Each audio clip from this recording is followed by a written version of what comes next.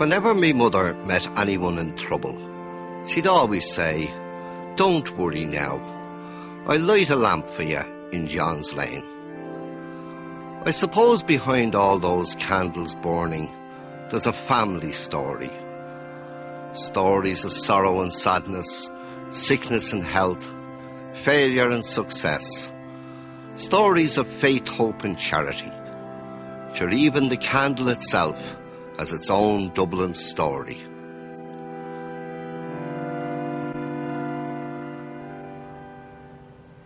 "500 years ago, a Dublin child by the name of John Rathborne played in these streets. He watched the trade guild parades. He liked the tallow chandlers. He listened to the bow bell of Christchurch Cathedral and made up his mind to become a tallow chandler. Maybe it was their emblem he liked, which was a large golden owl that could see in the dark. Or maybe it was the wording on their coat of arms, "Let your light so shine." In 1488 in Wine Tavern Street he started, and 492 years later the candles are still burning. But they didn't always stay in Wine Tavern Street. They crossed the Stony Batter, and John and his grandson and his great-grandson and the next generation of Rathborns were still in Stony Batter when candlelight law was proclaimed in 1616. St. Mickens was the family church. Here the Rathborns were baptised, confirmed, married, and some of them laid to rest. They were in Parnell Street too, which was Great Britain Street then, but they didn't stay there. Joseph leased premises in Boot Lane at the corner of Mary's Abbey and continued the candle-making business. When he died, the son William wanted open spaces, green fields and fresh country air. He got up on his horse, rode out to Dunsink, saw what he wanted, liked the lie of the land, and made a deal for 16 acres just below Dunsink Observatory with a man by the name of William Connolly in Selbridge. He built this fine house from stone taken from a nearby quarry, and at the rear of the house he built his candle-making factory, which today is a printing ink factory. 1782, a receipt bought off William Rathborne 6 beeswax candles for 17 shillings. There's his moniker, or his signature as he'd call it. And here's the Dublin Gazette talking about the daughter's marriage. And what a fine girl she was. A lady possessed of beauty, merit and a fortune. How is it I couldn't have met a girl like that? But his son Henry leased lands at Ashtown and built this fine house, which he called Dunsinia. It's now belonged to An Forest Taluntas. In the summertime, Henry didn't sack the workers when the work went slack. So they in turn used to go out and help with the crops and the land. What a pleasure it must have been, here beside the Royal Canal and the Tolka, making candles and reaping the harvest. 1865, another of the Rathborns going to the altar for his nuptials, and the workers all got together to give him an illuminated address. There's the names of the old Dublin candle makers, the Levinstones, the Lynches, the Vaughans, the Kavanaghs, the Dailies. His son John Garnett leased land at the lots at the North Wall, which is now East Wall. The business was to pass out of the Rathborne family, and in 1966 they merged with Lawlers. I suppose it all starts with the arrival of the paraffin wax, the stuff that most candles are made from nowadays. It's a product of the petroleum industry.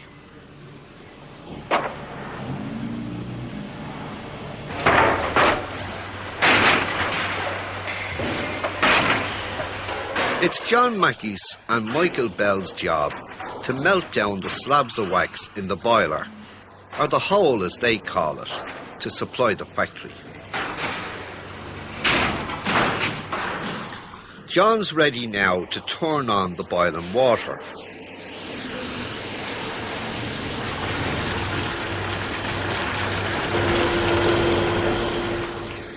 The wax is what you call wet boiled. Steam is forced through it, causing it to melt. For thousands of years, tallow or meat grease has been used for making candles, and it wasn't until 1857 that it was discovered if you superheated crude oil in steam stills, the byproducts you got were lubricating oil, burning oil and paraffin wax. The molten wax is now pumped up into the great vats, made like giant barrels, each vat holding 2.5 tons of wax.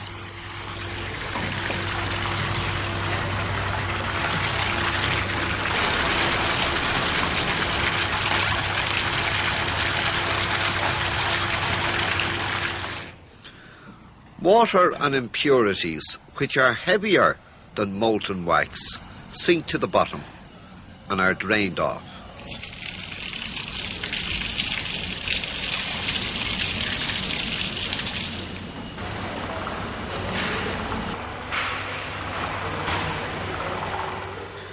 The liquid wax flows under gravity to the factory floor and is held in wax pans.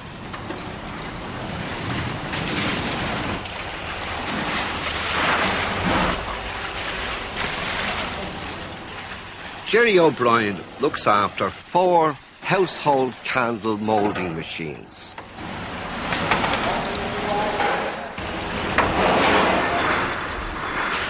At each filling, the moulding machine makes 518 candles. The wicks are suspended down the centre of the moulds under slight tension. They are held in place on top by the last batch of candles that have been cast. The temperature of the cooling water is important. Too cold and you get what the chandler calls rotten candles. When the wax has set, the top candles can be cut free.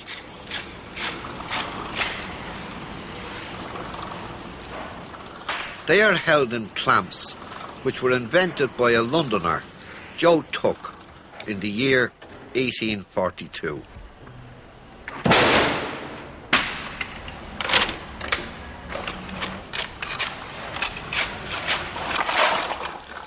The top of the mould is cleaned off with a special type of chisel.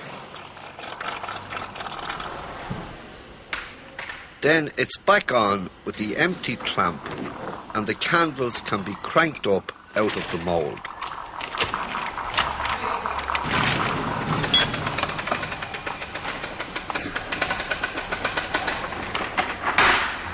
Jerry is never idle, continually moving between his 4 machines. It takes an average of 20 minutes for the wax to set. The wicks have to be changed too.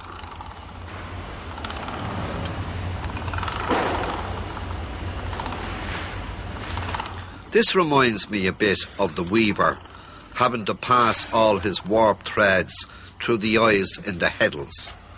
Very tedious.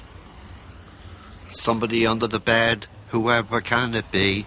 I feel so very nervous. I call for Eileen. Eileen lights the candle, nobody there. Dee-eye diddly-die, and out goes she.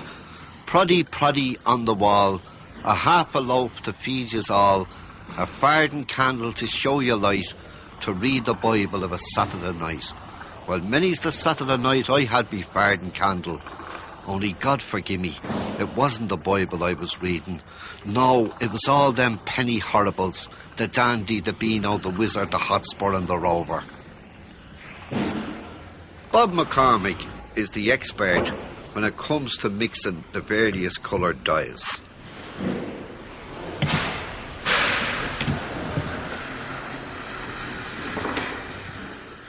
He's weighing out a red dye that comes from Holland.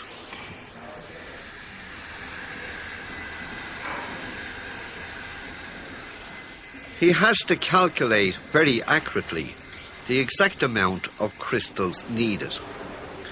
To dye the full wax pan a deep rich red for moulding Christmas candles.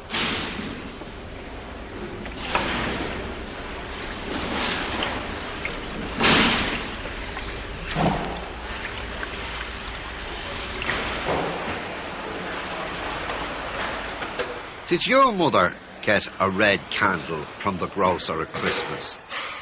And did you do the lighting if you were the youngest in the house and put it in the window to burn brightly for the stranger passing by, that he might drop in for a bite to eat? Well, this is how it was made.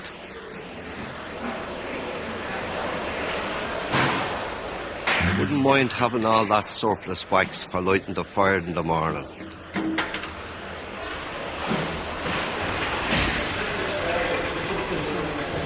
Isn't that interesting, the way these candles twist out of the fluted moulds?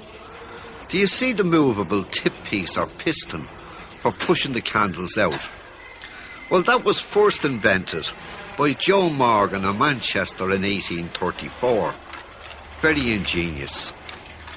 These red hostess candles are the ones you see in all the nice fancy candle holders. I'm afraid the old custom of putting the lighting candle in the window is dying out. But there's an even older custom that's coming back in again. The Advent candle dates from the old pagan custom of light overcoming darkness. And the purple Advent candle signifies the coming of Christ. No, we're not making cakes or mixing dough for Christmas.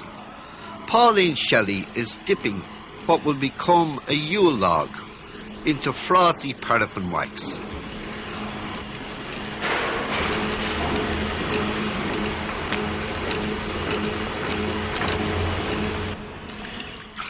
A coating of wax gives a nice translucent effect.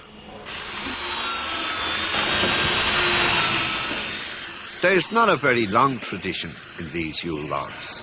A Christmas decorative table light, going back about 20 years.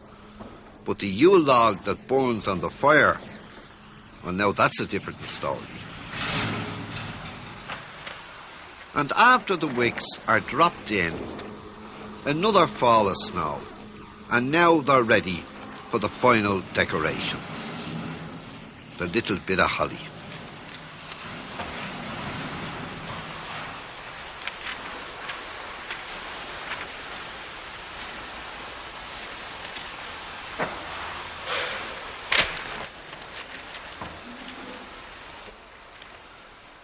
These are St. Martin's candles.